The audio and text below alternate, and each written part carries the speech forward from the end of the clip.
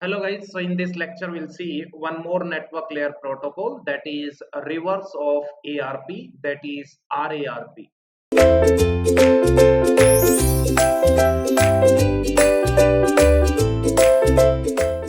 Okay guys, so let us begin with next network layer protocol, that is RARP. That means the reverse of ARP.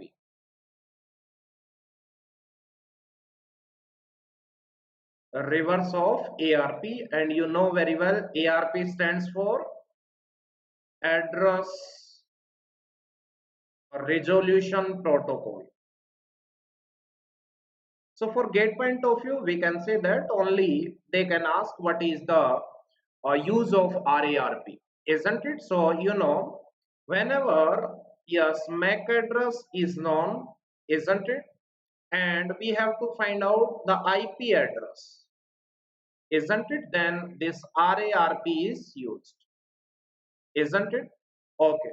Or we can say that let's say whenever IP is known and MAC address is to be found, then we can say that ARP is used, and whenever MAC address is known and we have to find IP address, then RARP is used, isn't it? Okay, so no problem at all. So here we can say that MAC address is known and IP address is not known.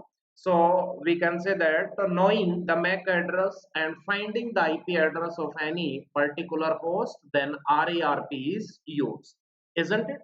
So for gate point of view, just you can remember for ARP and RARP, what is the use of these protocols, isn't it? Again, we can say that yes, let's say this is network layer, isn't it? Let's say this is network layer.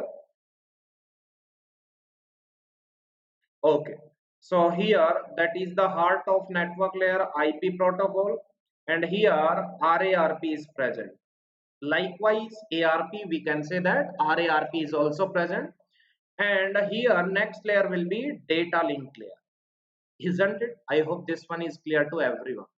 Now let us consider one scenario. Let's say sometimes what happens, let's say various stations are there. Let's say these are the stations connected inside any network, isn't it? Okay, and here let's say one router is there, isn't it? Now what happens that let's say all these stations don't have hard disk.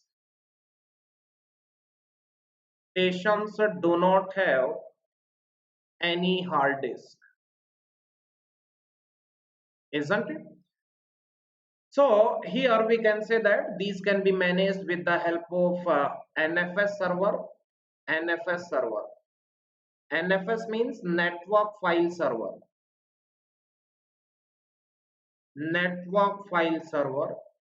So in this type of servers, we can say that, or networks, whenever the stations do not have a hard disk, then this can be managed with the help of NFS server, network file server.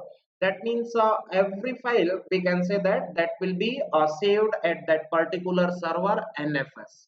So NFS will be having the storage, and all the stations or whatever they will do, that will be saved in NFS server, isn't it?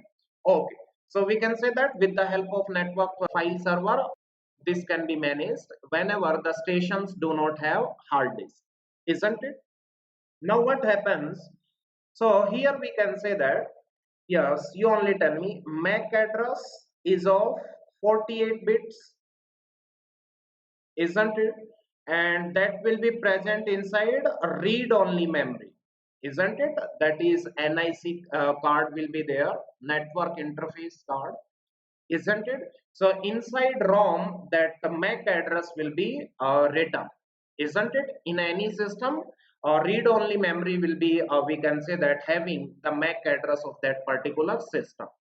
Whereas IP address is of 32 bits, and we can say that is software address, so that will be present inside RAM or main memory, isn't it?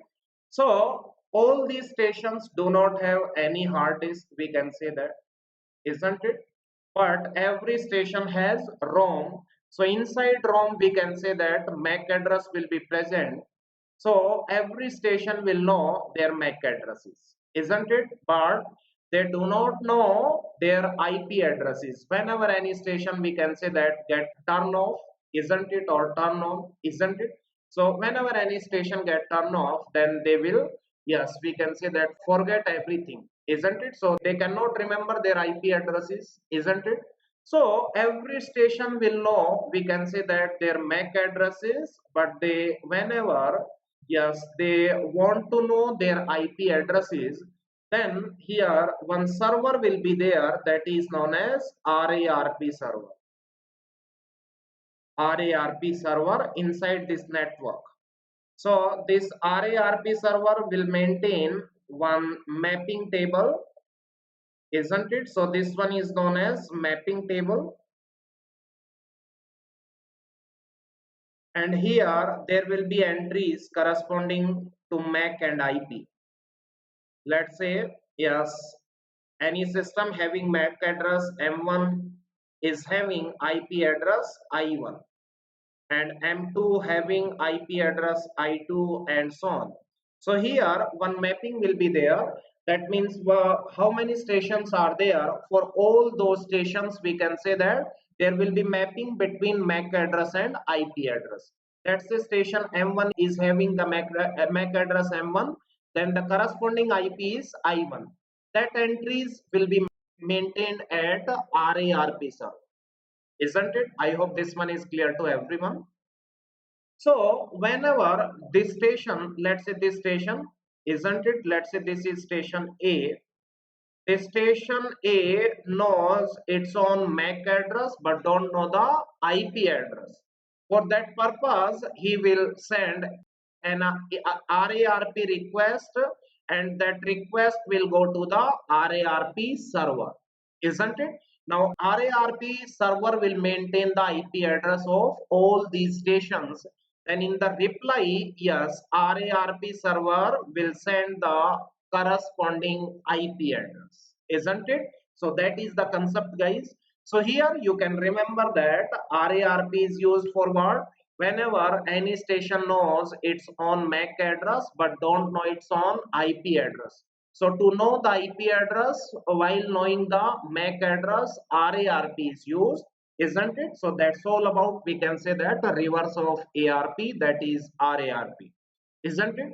So we have covered two protocols which are present in network layer. First one was the ARP and second one is RARP, isn't it? So for gate point of view, yes, you can remember just this one. ARP means, yes, knowing IP address and getting or finding MAC address. ARP is used. And RARP, we can say that here MAC address is known and we have to find IP address. Then RARP is used, isn't it? So that's all about, we can say that these two protocols, and that is more than sufficient for gate point. Okay guys, so thank you so much.